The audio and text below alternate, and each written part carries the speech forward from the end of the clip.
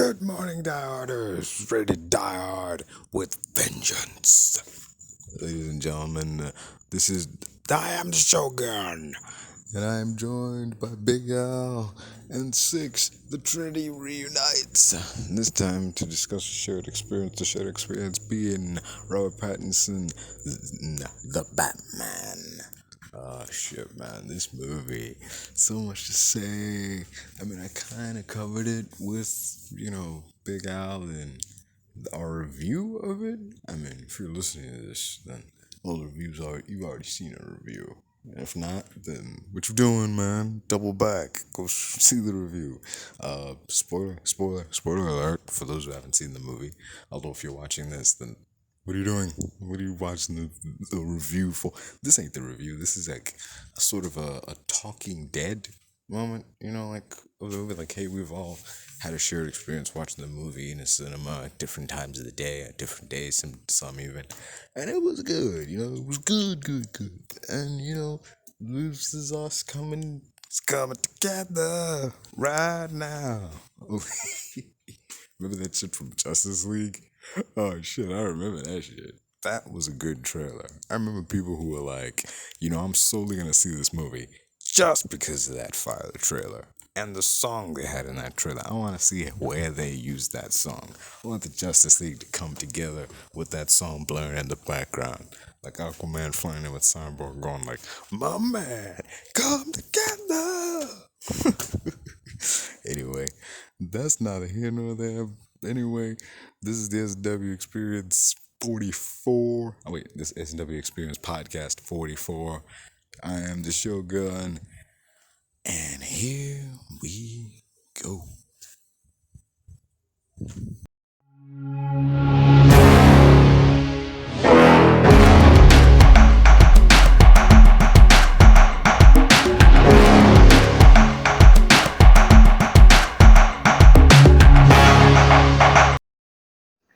Obviously, some leakers saw an early screening and then they did hear her call her baby.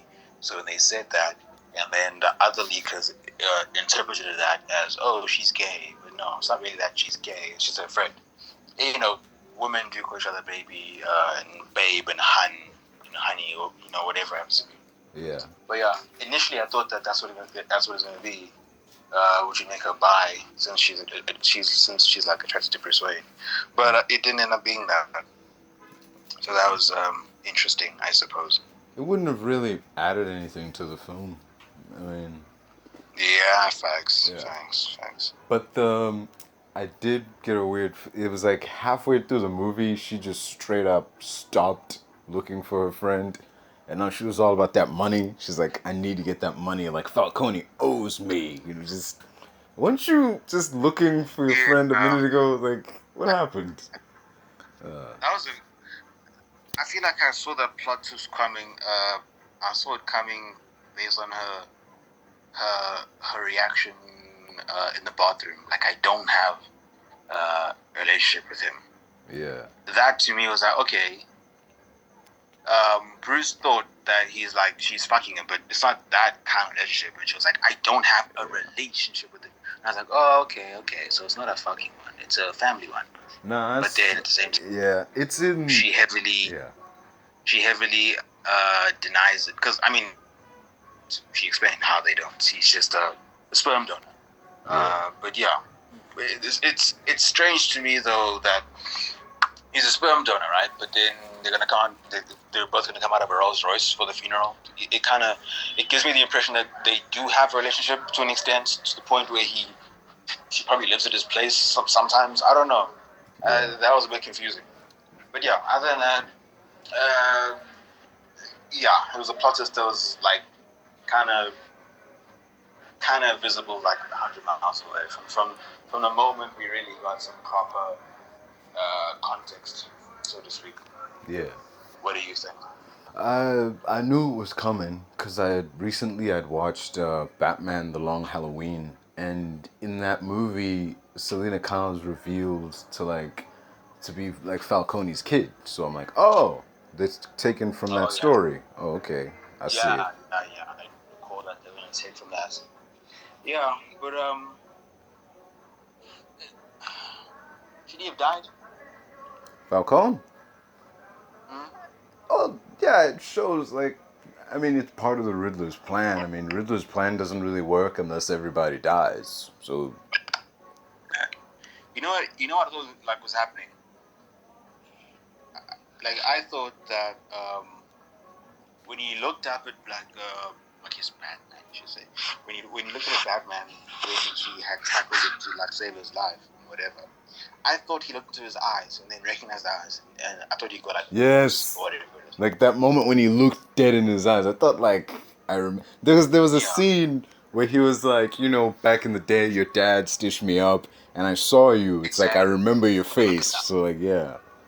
Yeah, like even I mean, it could have been still that, but it's only the fact that he only recognized him as he was dying. I do think it was still that because the way that scene was framed, it did show Falcone looking back, and it did show Bruce's eyes very wide. Yeah. So the implication there is that he was looking into his eyes and he recognized him, but he was already dead.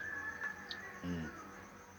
I think that's the implication. Like, yeah, he did recognize him, but he died seconds later, so it was pointless to do anything about it. But I would have wanted him to like pull out his cowl or something to really scare him. But I guess, he didn't really find out till the very end. Yeah. Which is fine, I guess. What did you think of Paul Dano's Riddler compared to Jim Carrey? It's pretty. I mean, Jim Carrey obviously played on the camp. Paul played on the psychosis of Edward Nygma. I like the fact that they showed. You see what I thought, and I don't know. Correct me. Obviously, Bruce walks into the Arkham cell, or I guess the questioning chamber, whatever you have to be, and then he's like, he tells Bruce, Batman, that we've gotten rid of all of them. The implication being, he doesn't actually know Bruce Wayne is Batman, because when he walked in, he was like, Bruce Wayne, or whatever it is. And I thought, oh, he knows who he is. Yeah. But then when he cracked that one line, he was like, and now they're all gone. But, so he doesn't know? Yeah. Like, that kind of confused me. It kind of gave me the impression that he doesn't actually know that that's Bruce Wayne. He thinks he's gone. He thinks he got Bruce Wayne. So I don't understand. What do you think? Yeah. I don't think he knew either. Because he then goes on to talk about, like, how, like, Bruce is like, you know what an orphan is? It's like a billionaire kid growing up in a mansion is not an orphan. Like, but like, I still thought he was talking to him. Like in that scene, I still thought he was saying, you know what an orphan is? I thought he was speaking to Bruce's Batman. Yeah. Until he said, but that's over now. They're all gone. And I was like, oh. So you don't know that the guy you're talking to is actually Bruce Wayne. What was the point of saying Bruce Wayne when he arrived? I thought that was like a little gotcha moment, but I guess it wasn't. Yeah. But the thing is, the trailer implied that he did know. Because remember the second trailer where he was like, you're not as smart as I thought you were. And he's like, Bruce Wayne. And it's like, oh shit, he knows. Like, just... Even the... what was this? Even the board, like that he had in his place, his apartment, or whatever you want to call it. Yeah. The board had like what is it? Your true self, and those pictures of Batman and Bruce Wayne, and I was like, wait, so he does know? Yeah. Which confused me because in that moment I figured Bruce would like cause like a distraction to remove the evidence. You know what it is? Because that's literally like that's his secret identity. I thought he'd like cause some distraction. I don't know. And get rip it off the wall or something. Yeah. Yeah.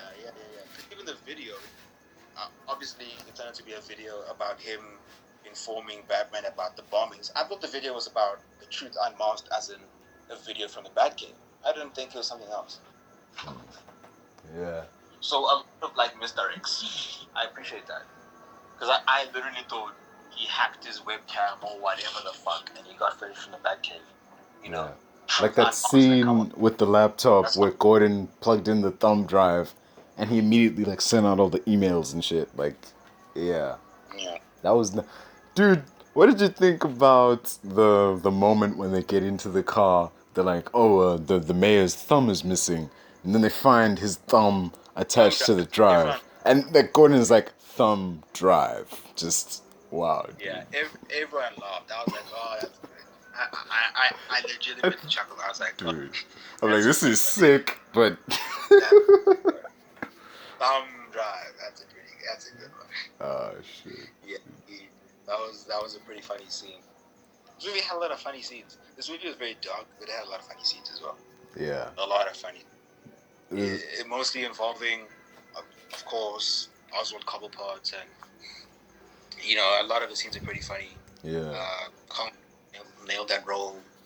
Of course, he's only gonna get more serious as time goes on. Yeah. It's like when they were interrogating him, it was Gordon and Batman. And he was standing there like wait, like El Rada means like bird with wings. Like, that's the worst Spanish I've ever heard. Like, just like, yeah. Oh, shit. Yeah. And the thing is, I legitimately thought that he had like a gotcha moment on Edward. Like, I thought, oh wow, so Cobblepot knows more Spanish than Enigma? That's crazy. Yeah. And it was all part of his plan. It wasn't to speak about a bat, it was to speak about a falcon. Yeah. A rat with Falcone. That was also pretty good. I was like, oh, okay, cool. It's like that. I see now. Like, there was a moment where I felt like I'd missed something. It was when Riddler and Thing was talking at Arkham, and the dude was like, he's like, we were gonna watch it all happen, and it was like, wait a minute, watch what? Like, did I miss something? Is there more to this shit? And then it's like, you're not as smart as I thought you were. Like, just. Damn, that moment I'm like, wait, there's more? Well, he was legitimately deranged. Like, he legit thought him and Batman were like buddies. Like, that's how crazy he was. Yeah. That's weird. Yeah, he was like, what a team we made. It's like, I never could have gotten him out of there, but you brought him out. Nigga had like some sort of psychotic breakdown. No. Like a fucking 4-year-old. Dude. Yeah. You guys are never buddies. What are you doing?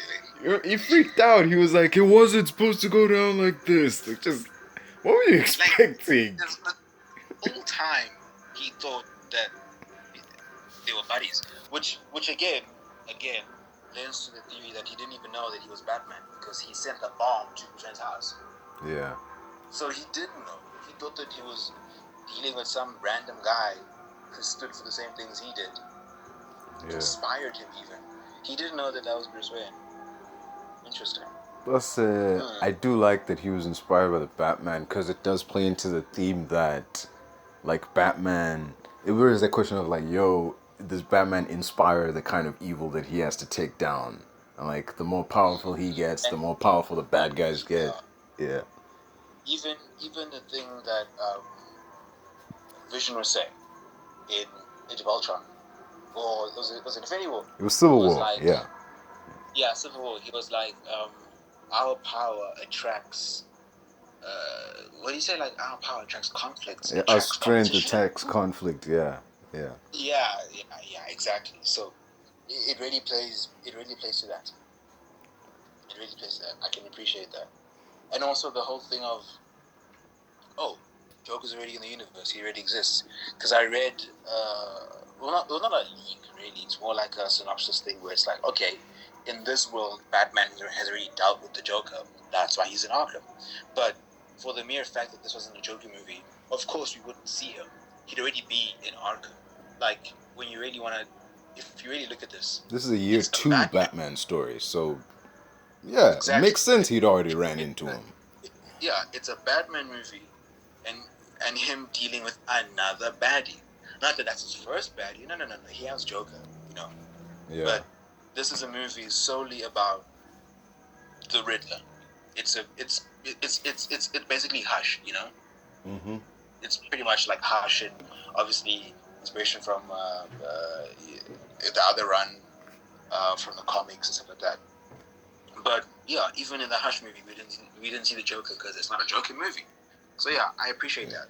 They like sort of let it be known that there are other people who exist, other villains who exist, but he's not dealing with this right now. He's not dealing with them. He's dealing with this guy.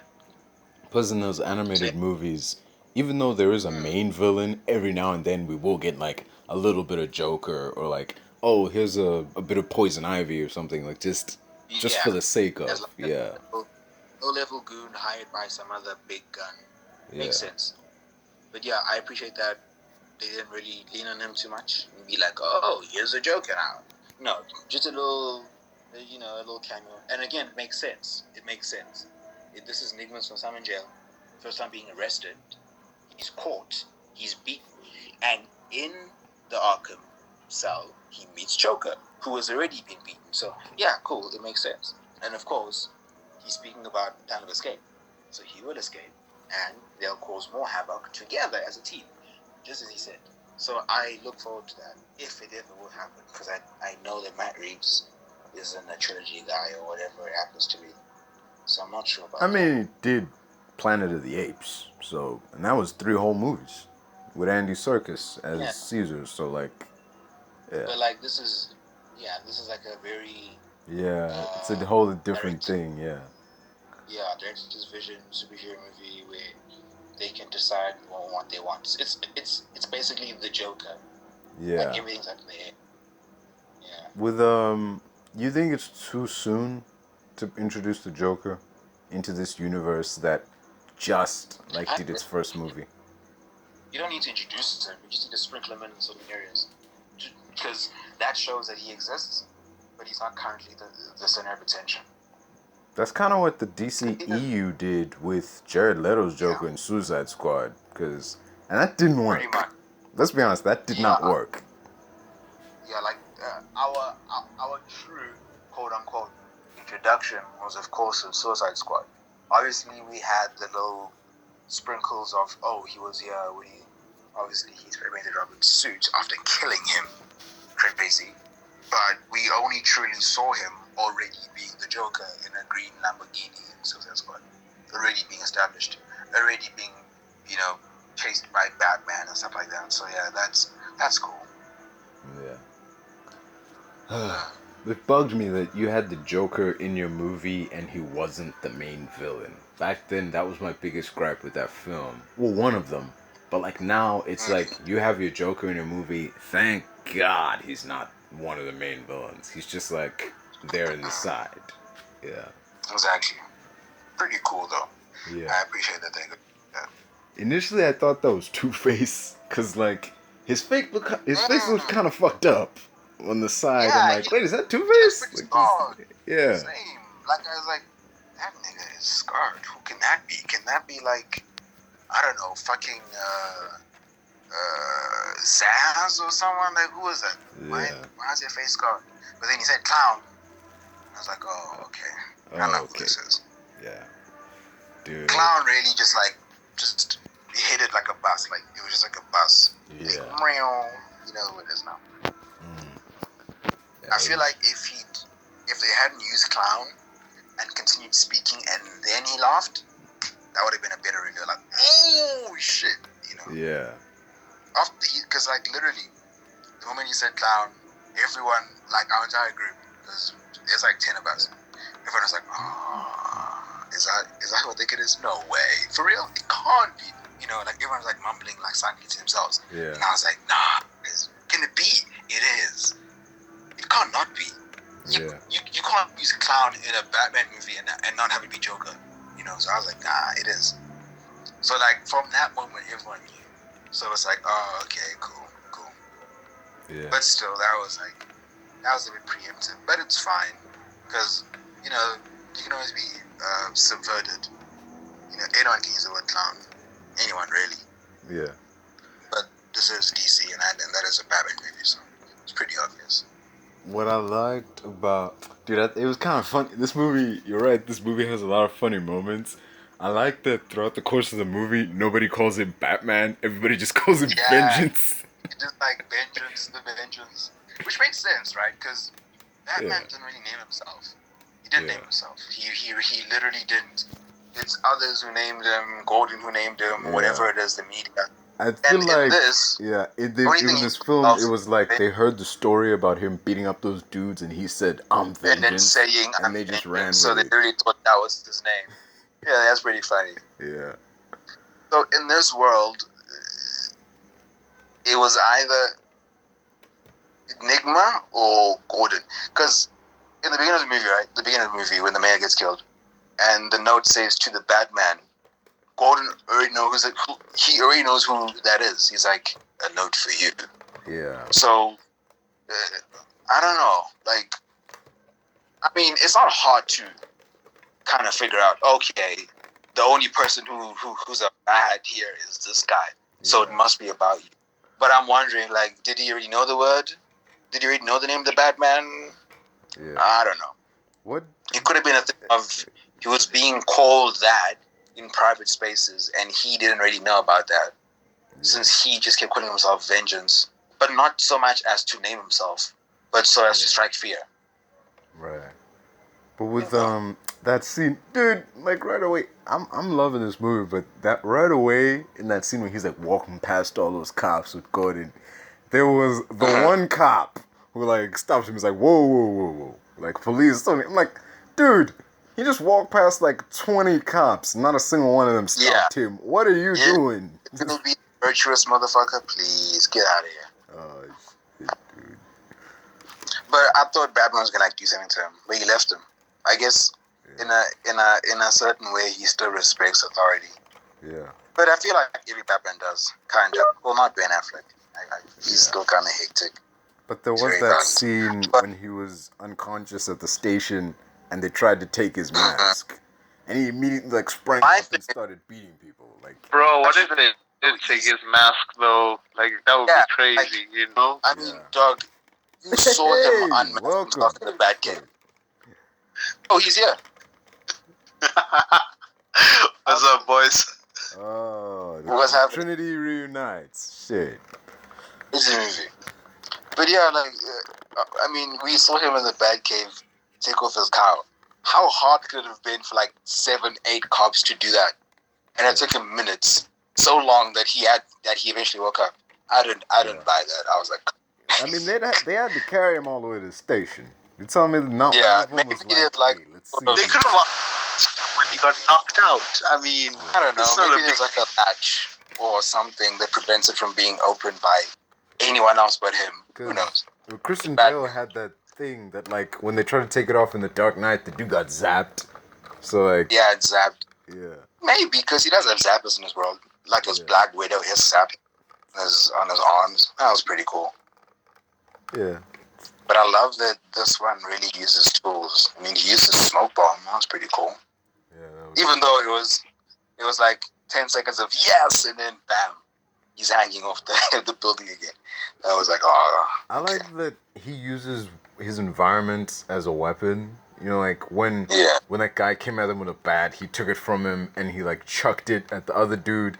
Or when the dude with the rifle tried to shoot him, he took it from him and he just like starts swatting people with the shit. Exactly. And like this Batman isn't afraid to use the elements, as you were saying. Like, you know, he will grab a rifle and hit you with it. He doesn't care. You know, he will whack the fuck out of your face. He does not care. He's not just a kung fu master. Nah, this nigga, he brawls. He almost killed that dude at the end. Towards the end, with after he injected himself with that venom. Yeah. Adrenaline, because like he was badly hurt and he could not move. That as soon as he saw her, he was like, "Time to go Wolverine." Adrenaline. That was some Bane level shit, man. You saw how quickly he sprang up. That couldn't have just been adrenaline. That's the thing. I say that. What I think. Yeah. See, here's what I think it is. The mere fact that he has it, right? I feel like it's some sort of Wayne medical, new age serum, whatever it happens to be, that gives you some sort of quick boosting energy. Of course, it's testosterone and adrenaline. But obviously, there's like some other elements in that. And I feel like it's that same shit that maybe Bane could find, could steal, could repurpose, because Bane is smart. And but the thing is, right, Mali, it was distinctly green. It was green, dude. That's why I'm like, it's Venom. It has to be like just. Yeah, shit. But the thing is, it's not Venom yet. Since I mean, not yet, but like it will be at some point. Yeah. Hyper developed adrenaline shots made by Wayne Enterprises. But when he takes that, when Bane takes that, when he steals it, and then he does some modification to it, then that'll be truly Venom. But for now, it's like proto-Venom in a sense. Yeah. Because he was able to calm down after that. After a few seconds, he chilled back down. I mean, actually, I was like, he really likes Selena down. But Selena was fucking terrified when she saw him. Like, holy shit. Yeah. I was like, damn, you really are, hardcore. Yeah. But in that scene, it's like he felt the same fear with Alfred. Like, losing someone he likes or he cares about. And I think she could see that herself. But it's, one disappointing thing. Well, one of like 2 or 3, I don't know, is that it was barely a kissing scene and they did not bone. Even though lots of plenty of rumors said that they would. But I guess you can't always trust rumors. Can't always trust them.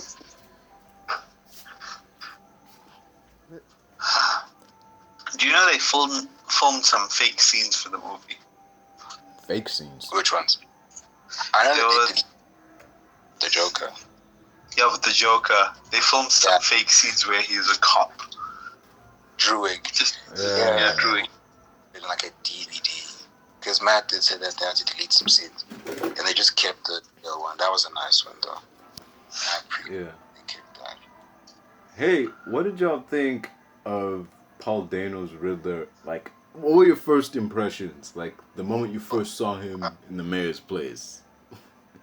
Where did he tell you? Oh, the mayor's place. Yeah. I thought, okay, this nigga can sneak. Number 2, he's kind of haphazard. He's not as well thought out as he is. Like killing the mayor, it looked like it was a hard thing for him to do. Not because he's a good guy, but it took some effort to really knock him out and then beat him to death, and then do everything. I mean, he did say he has no real strength. It's all in his mind. He doesn't really have strength like Batman. But yeah, he seems like you'd think he's Hush, but he's not quite Hush. Yeah. Because Hush was a badass. Hush could, piece up Batman. He could go one-on-one with him. But this guy, he's kind of, just hopscotching around on pure luck. He's very lucky to do the things that he does. I mean, to be honest, there's an element of luck for Bruce as well. They could have unmasked that motherfucker anytime. That's exactly what I'm saying, man. The time that he was knocked out from that explosion, come on, you could have pulled his car off ages ago. Yeah. And also, look, I get that it's a grounded Batman universe, and everything's realistic. But the one scene I was like, was when he was gliding off the building, and he nicked the bridge. Oh yeah. How the fuck Dude, was he still alive? How do you survive that? Jesus. Nah. I was like, okay, this is DC. It's not the real one. That should have killed anyone. You should have landed on your back. Yeah, and once again, you can see me as the trophy. Yeah, that should not have had him walking away nicely, only to appear in the building with Catwoman a scene later. That guy should have been in a hospital at best. At best. So that was pure. Notice how he just walks it off. He basically gets up and is he was oh shit. Okay, cool. He's grunting to show he's hurt. Then a scene later, he's with Catwoman up in the building like nothing ever happened. Come on. You should be out. You know what, he used the adrenaline. And you're in the fucking Wayne Manor. That should not have been. That's worse than breaking your back by Bane, actually. Come on. That was a nasty fall. No he landed on a bus, man. Just... Dude, that's not. And see, the thing is... No, it's not just that he landed on a bus. It's that he landed on a bus and he got freaking whacked on the street. Yeah, dude. Bus, bounce, pavement. Nah, that's crazy. Not even grass, pavement. That was brutal, man. I'm not gonna lie, I was kind of laughing when that shit happened. It was what the? Yeah, I was like, you couldn't calculate that. That sucks. Oh shit. But yeah. Yeah. What did you think of the Batmobile? It was nice. It was a nice starter vehicle. Because I can appreciate the fact that, I mean, look, year 2, he doesn't have that much shit on his side. But the things that he has are enough to get by. Maybe year 5, he has a proper, government tank-looking Batmobile. And you see, because the thing is, the world we see in the Batman, it's very different from the Nolan one. Like, it totally feels similar because, of course, dark and gritty and realistic. But it's very different. But come on, dude. Like, can we be done with the Bat tanks? Like, just... Like, subdued. It's not very high-techy. Like, even like come on. He picked like an underground, rail, like an abandoned railway for the Bat. That's a reference to year 1. Yeah. Year 1, he didn't have a cave. He had a rail station as well. Yeah, but I like the car. Good for chases, armored, but not really icky inside. I like that. The thing looks terrifying to me. Like, if you see that car chasing you, dude. And fuck, just the engine sounded that noise. It was the scene when we first saw it, when he was like, Cobblepot was looking for him, he's like yelling, "Vengeance! Where are you?" And then you just hear the vroom in the corner. Holy shit. That was like, whoa, okay, that's good. That is good. Yeah. And the ensuing chase, bruh, just, oh man. Wait, Tiana, do you think he should keep the muscle car and upgrade it slowly? Yeah. This is the first Batman to ever ride around in a muscle car, like a practical car, not a neon dick like Val Kilmer's Batman, or a big old tumbler like Christopher Nolan, or an F1 supercar like Ben Affleck. But yeah. Yeah. Oh shit. You should have seen some of the concept arts for the Batmobile, man. Like, just some of this shit's fucking wild, man. But yeah. I generally dig this muscle car, dude. It makes... What I did not get, the fact that his windows aren't bulletproof as every other Batmobile. No, I mean, they are bulletproof, but they take damage. Yeah, they are. Yeah, they're like Nick Fury's windows in Winter Soldier.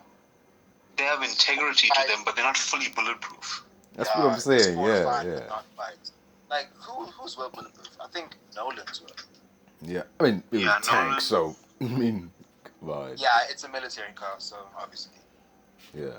I feel like I'm looking at the much bulletproofing you can put to a regular car. There's only so much. I'm looking at the concept art. Holy shit!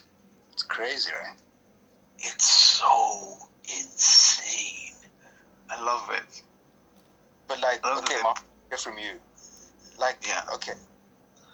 Getting the Joker now. So, the world is obviously expanding. Can you honestly, can you see this world having a Joker? Okay, leave Joker. Can you see it having a Bane, a Superman, Justice League? Can you honestly see this world having that kind of, yeah, me too. This world is too grounded for that, man. Like, the moment Superman shows up, it's just, oh, wow. Like, even Christopher Nolan knew that shit. It's like, the moment you introduce a character like Green Lantern or whatever, it's just, oh, well, so much for grounded reality. Did you hear that Matt Reeves was considering, quote unquote, he was reading a couple of runs with Val Zod, the Black Superman. Even Pattinson read a few. He was like, yeah, they're good. They have interesting stories. And he said basically that they'll see what the future will bring. What do you think that means? Hey, I mean, okay. It doesn't work for me. Just the moment you introduce that character, nothing in this world is a problem. Should be a problem for them. Yeah.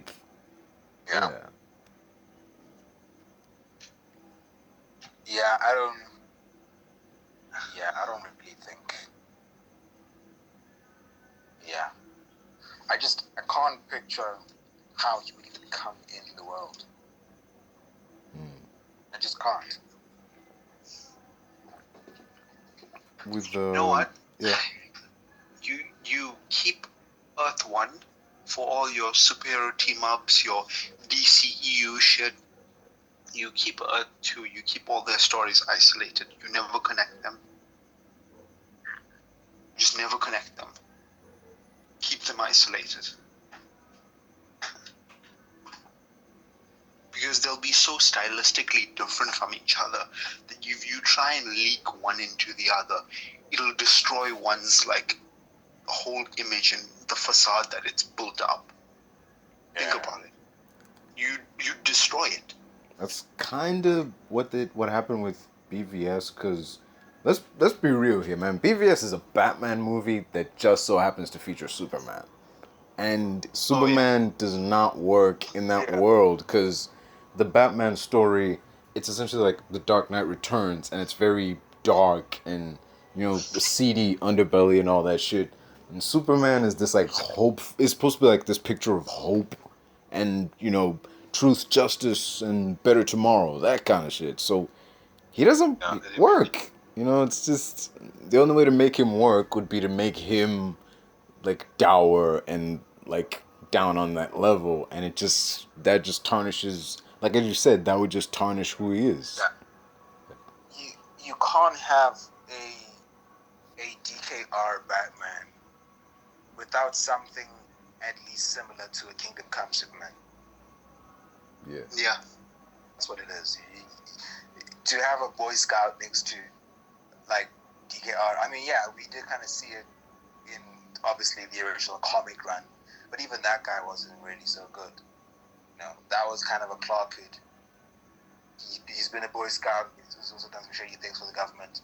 Like, he's not perfect, but this guy, it's like, okay, he's still fresh. You can't have a fresh Superman with the chiseled Batman. You can't have that dynamic. It doesn't work. Yeah. Like, if anything, they should, as heroes, come up around the same period of time. But seemingly, Superman only arrived on Earth probably Batman had been Batman for like nearly 20 years. Like, that doesn't work. It doesn't really work. Have them be like contemporaries, like similar ages, similar times of coming out. It's so jarring when you have this Batman who's like completely over the world. Obviously his Robin is dead. Like nothing else is going for him in life but the spirit of vengeance. And then you have the Superman trying to, talk him down or trying to make him see the light or whatever. I just don't get that. Yeah. Hey, but back to the movie. I liked I've spoken about this before with Muhammad, and we talked about. I like that this movie gave like Falcone more to do than just be like, a background character or whatnot. Like, yeah. Yeah, no, that was good. That was pretty good. And that scene with the bomb, that was the fact that Batman fails to save that dude. That was a nice touch. Because normally in an action movie when there's a bomb and a guy's strapped to it, the hero like pulls the red wire in the nick of time and day saved, but the fact that he failed, like, yeah. Yeah, it humanizes him, and also the mere fact that something he's fighting, one goon will get up on him, but then he'll quickly recover. It's not like, okay, he's completely defeated, but he'll quickly recover. Like in the very in the climax, they pull this cake they're trying and we need like a nice little sweet cake and whatever it is. And even when like they were fighting, they grab this cow, he moves back, he punches them, or they shoot him and he grabs a gun and flings it in their face. Like, yeah, it's like, okay, he's proficient, but he's not perfect. He's not like some sort of Jason Bourne-ish motherfucker, because even Jason Bourne is some crazy shit. That's not like real life. That's not real life. Yeah. 10 motherfuckers in front of you, and you're Jason Bourne, you're still gonna get beat up. Jason Bourne isn't super strong, but somehow he clears 20 people by himself, which is impossible. 20 people will stomp you down. They will stomp you down till you bleed. But hey, Jason Bourne, he'll clear all of them out. But Batman, yeah, he'll struggle. he'll always get back up, and I appreciate that. The scene at the end at the Madison. Oh, I'm sorry, the Gotham Square Garden, because we're in Gotham. But okay, sure. At the Gotham Square Garden, compare that scene with the warehouse scene from BVS. How does it stack up? Like Batman in a one versus all situation. How do the scenes stack up? What I'm saying, obviously the Batman had Bruce taking many L's in that fight, but in the warehouse scene, the most Batman got was a knife in the shoulder, which he effortlessly ripped out, which again is something that you shouldn't do in real life because you'll bleed to death. And they shot him on the car once, and he punched the guy so hard, his whole body fell to the floor. He didn't have any L's in the warehouse scene. Yeah. But in the stadium scene, yeah, he had lots of L's, and he needed to be saved. Okay, but the thing is, right? People need to be saved. That was a nice touch. Yeah. Yeah. I don't think you can compare the two fight scenes because it's so drastically different. You're comparing Affleck's Batman, who has 20 years of experience and has done this kind of shit so many times compared to Pattinson's Batman. This is new for him. This is a good question. You drop Battinson as he is. You drop him in the Gotham Square Garden scene. Does he fare better than Battinson? Does he fare better? Because again, he's still have shotgun. Shotguns will send you flying. Yeah, it would. But I feel like, Affleck's Batman, he'd fare a lot better because he'd have more combat experience. And he's deceptively fast. And he's really fast for a guy that big. Yeah. So you say, okay, so his speed would, I guess, practically make him avoid several shots. Because also, I don't want to be negative, but Batman's pretty dumb to walk in front of a shotgun. I mean, you can see the shotgun in front of him, and he gets blown to hell. Like, what the fuck is that? Like, he created some smoke, fought everyone, walked up to the guy with the shotgun, and then got blasted back. Got shot. Expect my guy. That was inspiring. I know his suit's bulletproof, but that was just dumb, dude. That's taking some liberties, man. That's taking some liberties. I don't get that. But anyway, he would have been toast. Literally, he would have been toast if not for seeing the car. Yeah, for real. He was ready. You could see he was ready to go. Yeah, like he would have fallen to his death. The shotgun was on his car. That's mad. And he shouldn't. He should not have walked into that shotgun. He shouldn't. So many times that he just tanks a gunshot. Don't tank it, dodge it, my guy. Like, what's wrong with you? Yeah. Dodge it. Like. But I did love that that like hallway scene where all the lights went out, and you can only see through the muzzle flashes. Yeah, that was pretty awesome. Yeah. Which kind of begs the question: do his sci-fi contacts have like night vision? Come on, fighting in the dark. Come on, let's be honest. It gave me serious Darth. I think so. I mean, he must, like, yeah. I mean, Kilmer had it in his, like he would like press a button and like the visor would come down over his eyes. So. Yeah, and I guess Nolan had it when his eyes glowed. Nolan had like supervision in his one. They were like connected to cell phones and shit. Oh yeah, that shit, dude. Like the cell phone thing. Yeah, that was crazy. I don't know.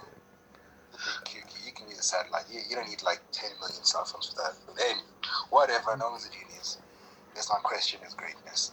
Yeah, but that hallway scene very much gave me the same vibe as the Darth Vader scene in Rogue One, where like the rebels are trapped in this hallway, and then you just hear the, and it's like, oh fuck. I think for me, two scenes really rang out for me as this is the Dark Knight. Like, first, the scene, of course, with the stuff footage recovered, then being played in the news broadcast of Riddler having that guy captured and tied up. He uses his big, scary, gravelly voice, and it's like, oh, okay, that's the Dark Knight when the Joker kidnapped that guy. He put him in a Batman mask. And then the other scene was, of course, the scene at Arkham. He's like, where is he? Or, you know, kind of thing. It very much felt like the Dark Knight. So two of the scenes were very Nolan-esque, Dark Knight-esque. It was very much that scene in the Dark Knight Rises where it's like, where's the trigger? Oh, even like with the Joker, like, where are they?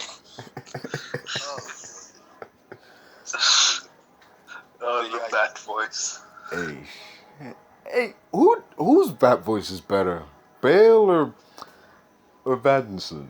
Like, Battinson. Okay, look. It's Pattinson. Okay, Pattinson has a better gravel, right? Yeah. But Nolan has a very interesting shouting voice. Very Where is he? Where are they? Oh shit, dude. To this day, it's hilarious. Yeah. Because like he's legitimately angry. Yeah, I guess for me that's how it would be. Yeah. Pattinson has a bit of gravel. He feels like a Bruce Wayne type, but there's something about that yell when he goes, "Where are they?" or "Where is he?" It's kind of goofy, man. Oh shit. Oh man. But like I was thinking about the movie, like point in the movie. There's a point in the movie where I thought, I feel like can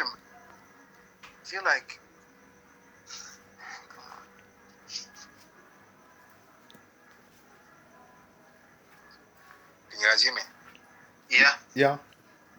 Yeah, I'm saying, like, there was a part in the movie where I really sort of had like a random thought. Like, I could see Christian Bale in this exact movie. Like, just everything that Pattinson is doing, I could see Christian Bale doing. It's just random, like, it was just a random thought that I had to myself, like, okay, I can see this. Yeah. Obviously, like, younger, not the Bruce Wayne stuff, but like, the Batman stuff, yeah, definitely. Yeah. He wasn't so much Bruce Wayne in this film. And I don't have an issue with that. Yeah. But it just felt like he was such a celebrity. Like, oh my god, it's Bruce Wayne. Like, yeah, I mean, I guess he's not a billionaire, but like, I don't know. Like, But this one's more of a recluse. Like, even Falcone is like, the only man more reclusive than me. Like, just, yeah. like he's like, what, 30-something, 32? I don't think he's that old. Because the thing is, how old is he when his parents died? 8 or 12? Because it really differs. In Gotham, he was 12, and other shows, he's 8. And he's either 28 or 32. Which is like, okay, so why is he so famous? I go, oh my god, it's Bruce Wayne. Like, well, why should you care? Yeah.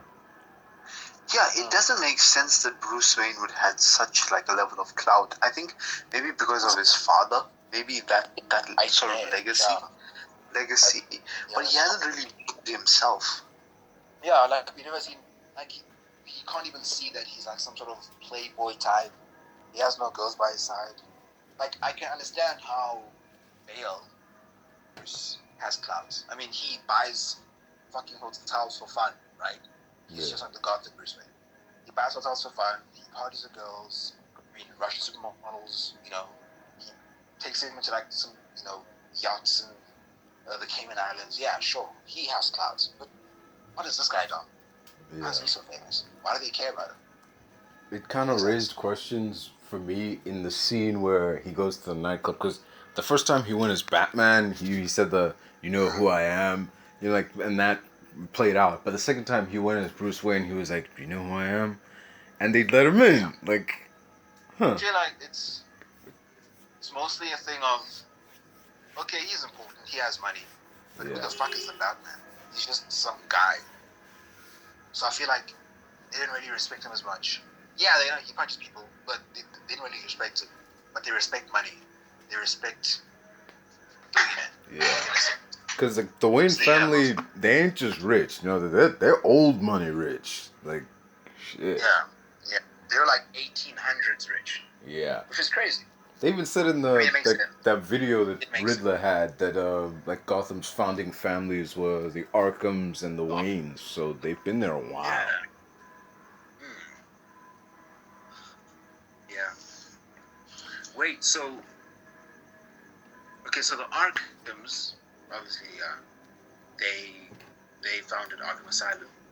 So why did they cover up Martha's descent into madness?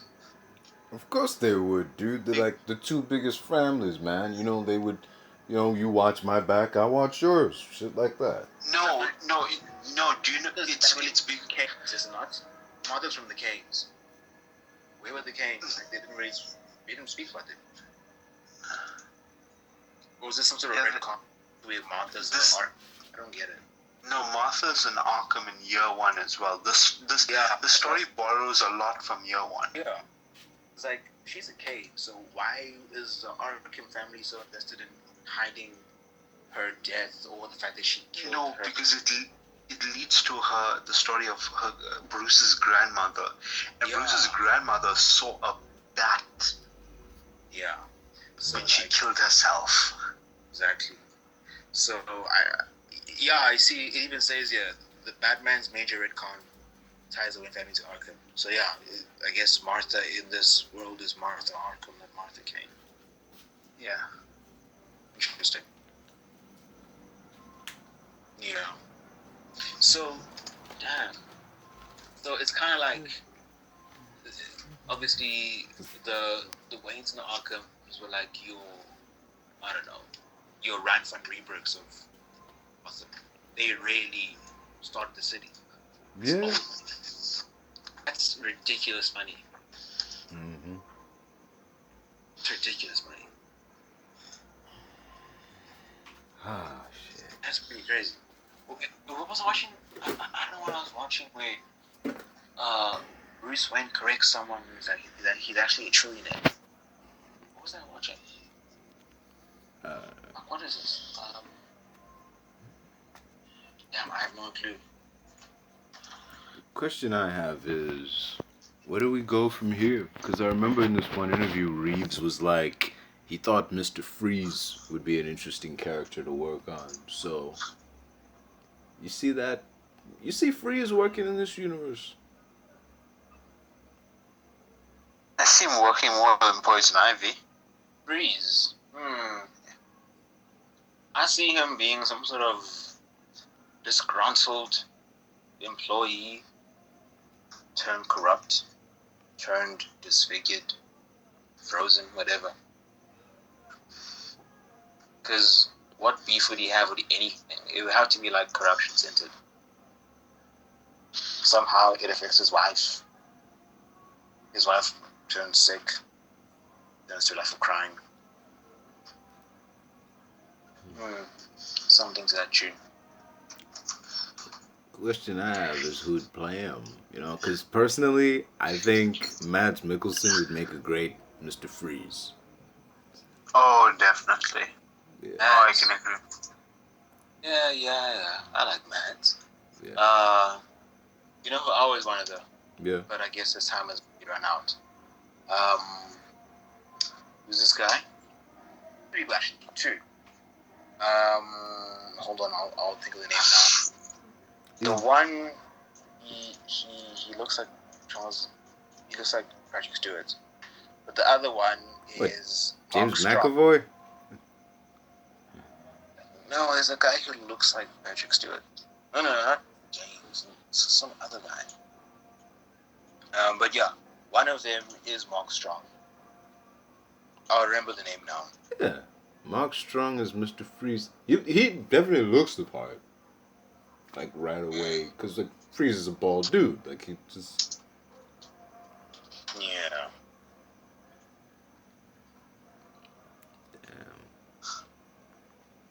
How do you feel about okay, there's the name. Just give me like a couple seconds. I'm trying to find the movie he was in. I know the movie he was in. Okay, fuck it. I can't find the guy's name, but it's this dude.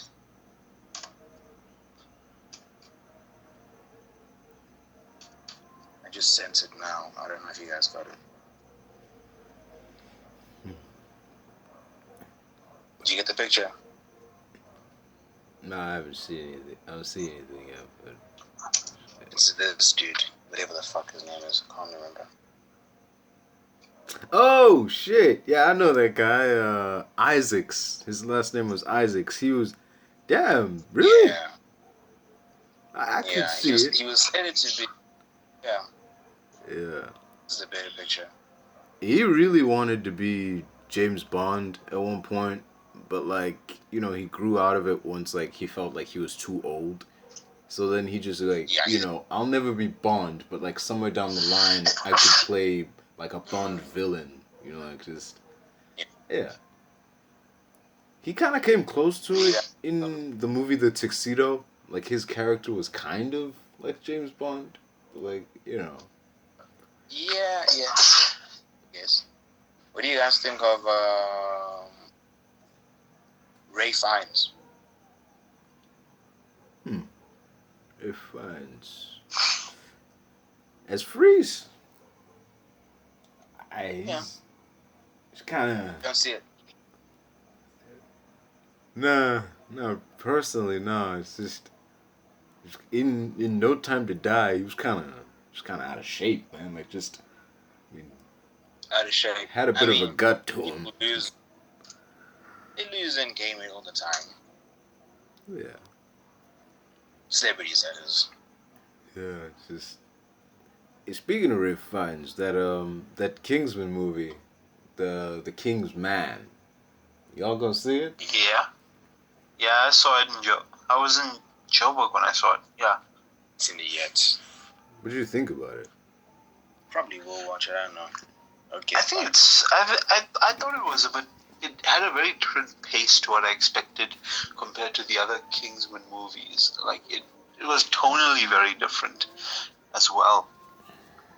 I thought it was okay. It wasn't great or fantastic. It wasn't like the first one. The first one was just perfect for me. It had a good pacing. There was this. It had the style about it. Yeah, but it wasn't something. It was like it's like how I would give Uncharted. It's not like something that's gonna blow your socks off, but it's not something disappointing. You know, it's just somewhere in the middle. So that's just my take. Okay. Has the digital HD come out? I'll probably watch it summertime. I'm not sure. I can't remember. It was in cinema about like a month and a bit ago, but This movie was a part of the Fox slate, dude. So you know, dude, it even still has the old Fox logo. Just it's been sitting on a shelf for a while. I see. Oh well, he's not. The slot sort of like emptying. Yeah. They're about to create more movies under, I guess, what do you call it now? 20th production. 20th Century It's no longer Studios. Fox. Yeah. Yeah. As long as they keep that intro, I'm cool with whatever they call it. Just so long as you keep the intro, you know. And the fanfare. You call it with the fanfare. That's kind of iconic. Yeah. Which is I was kind of initially I was pissed when I found out like they took off the Fox. I'm like, what the fuck? Like what are you doing, Disney? But then I found out like before the film studio was purchased by Fox News Corporation, they were originally called 20th Century Films. So I'm like, oh, okay. Going back to the original name. Okay.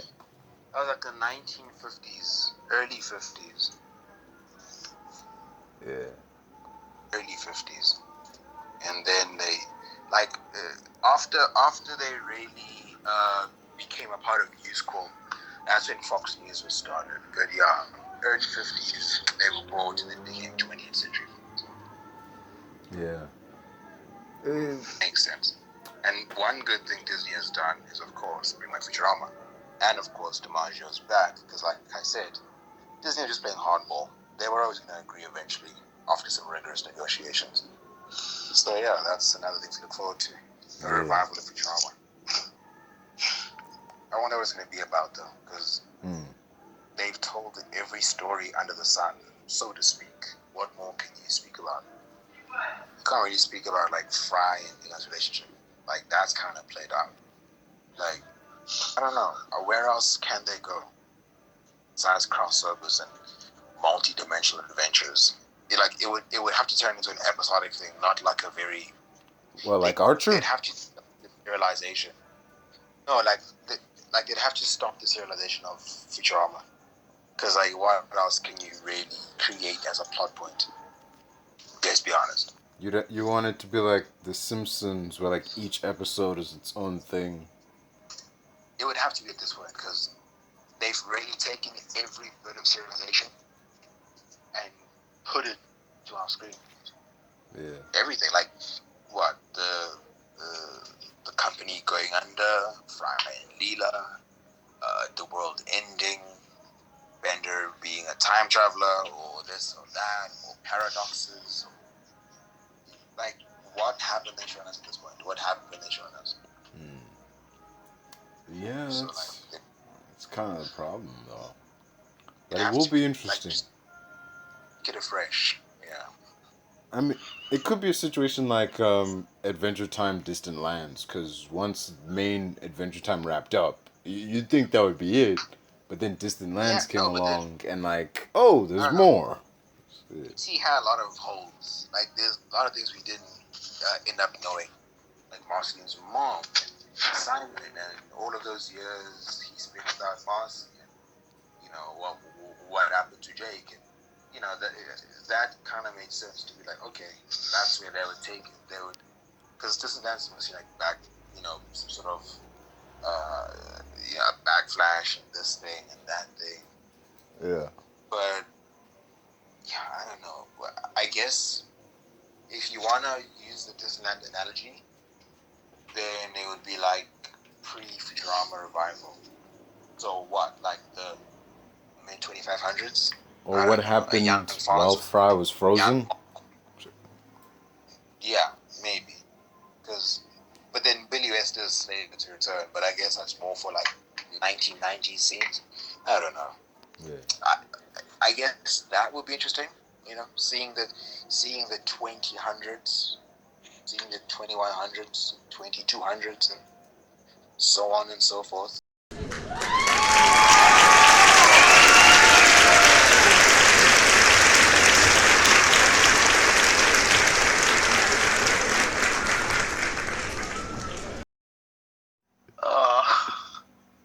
You're really gonna put me on the spot like that, huh?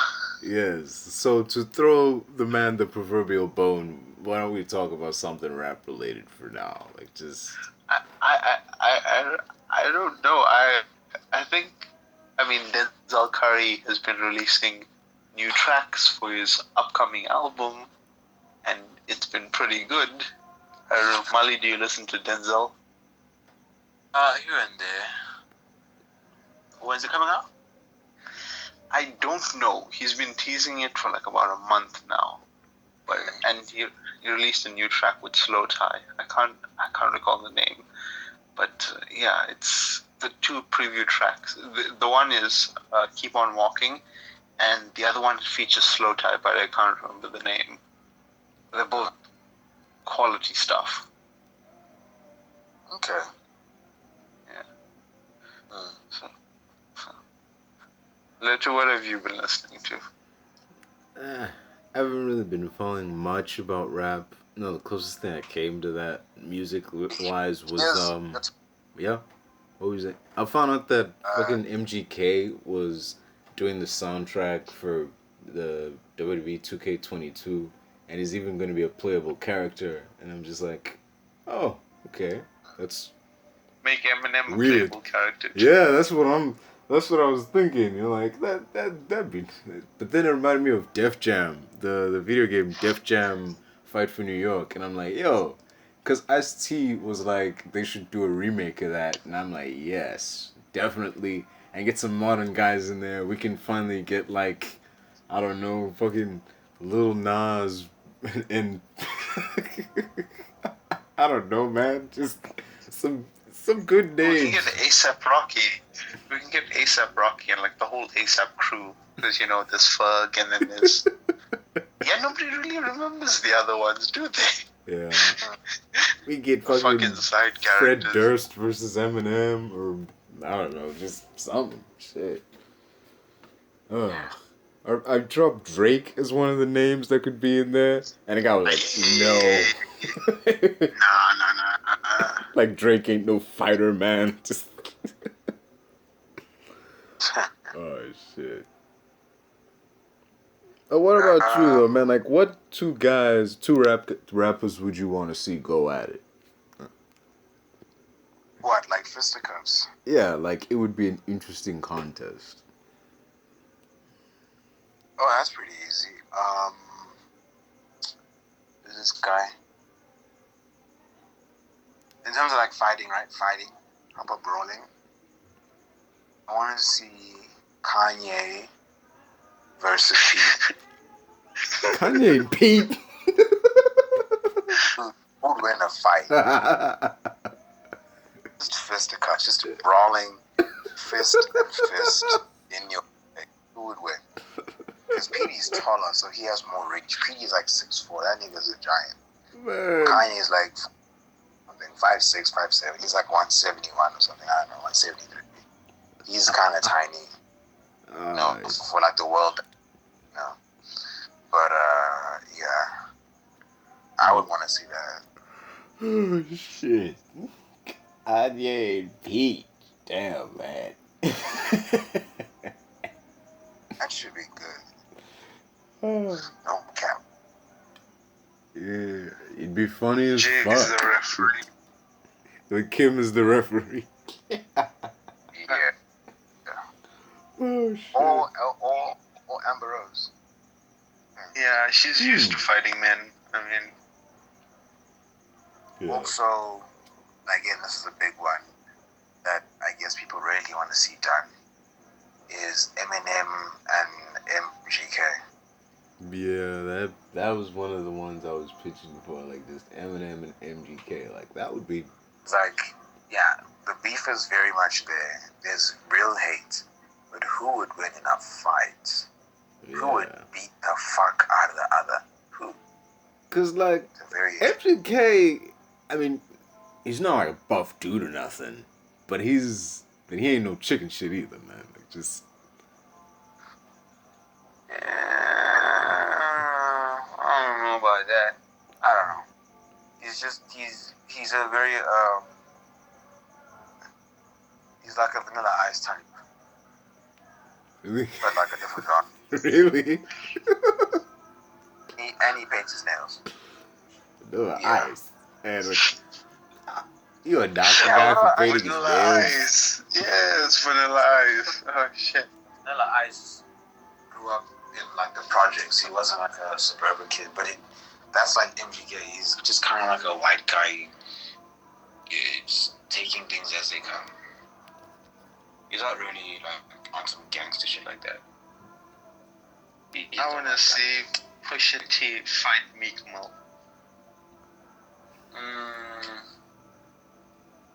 Thing is, Meek is a killer, but so is Push. But Push has more fighting prowess. Meek's a bit stringy. Yeah, he is.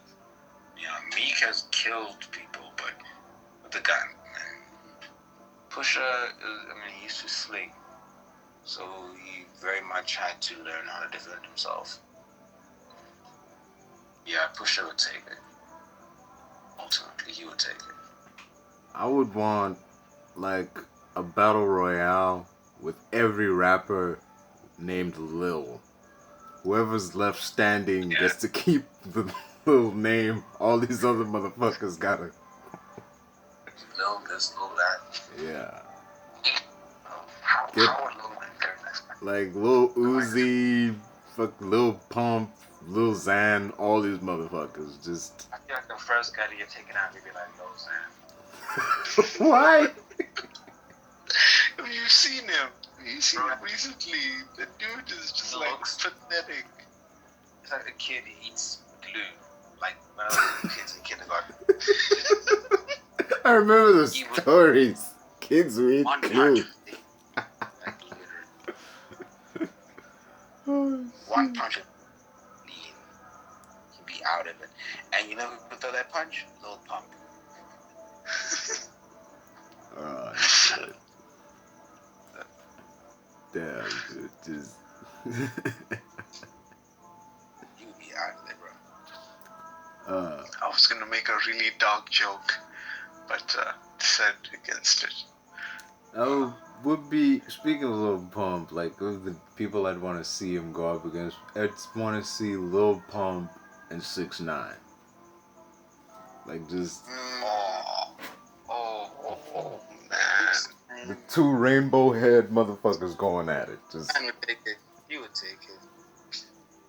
I feel like Syxx is crazy. Yeah, you can't trust a crazy motherfucker. Yeah, Syxx is like 6ix9ine, right? He would like he'd like grab your balls and punch you in the face. You know what I mean? Like he just yeah. really like he's like a joker. He's just like yeah. He's literally the joker. You can't predict his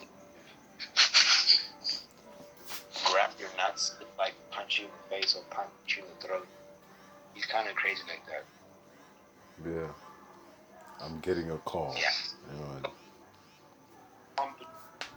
Hello?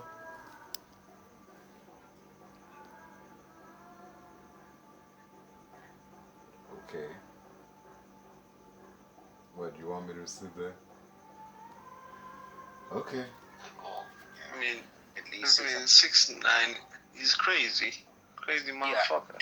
at least he has gang experience. You know, he's actually been in like a gang and then he's been in the projects and Yeah. stuff like that. You know, but Pump is just like a suburban boy. Damn, no, man. Just like, okay, what about like rappers who ain't around no more? Who would you want to see go at it? Like Rappers what? rappers who aren't around no more. Cause like, if I could have my pick of Oh. anybody, and I think would be an interesting fight, I'd want to see Fat I feel Joe like, and Notorious do you B.I.G. guys remember? Okay, here's the thing. Do you guys remember the video? And it's a video from like long ago. I mean, maybe we're like in grade 7 or something. But it's a video of this